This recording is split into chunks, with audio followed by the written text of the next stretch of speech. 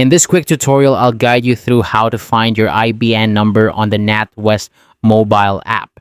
Whether you're setting up an international payment or simply need to share your banking details, knowing how to access your IBAN quickly and efficiently is crucial. Let's dive right into it. First, you'll want to open the Natwest mobile app on your smartphone. Once you have it open, tap on the specific account for which you need to find the IBAN number. This step is essential because each account has its own unique IBAN, so make sure you select the correct one. Tapping on the account will take you to the account details page, where you'll find all the information you need for managing your account. Now that you're on your account details page, the next thing you need to do is scroll down until you see the option labeled Account Settings. This menu is where you'll find various settings and options related to your account.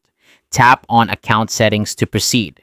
From there, you're going to want to select View and Share Your Account Details. This will give you access to the information you're looking for. It's worth noting that this section is designed to make sharing your account information easy and secure, so you can feel confident when you need to provide these details for transactions or verification purposes.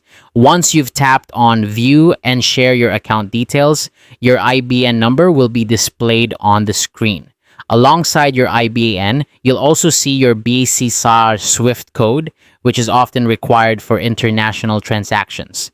Make sure to either copy or note down your IBAN number from this screen.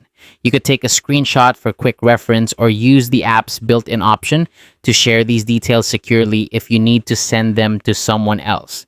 And there you have it. That's how to find your IBAN number on the Natwest mobile app.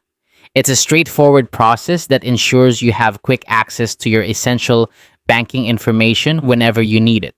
Remember, having your IBAN handy is particularly useful for international banking, so it's a good idea to familiarize yourself with these steps.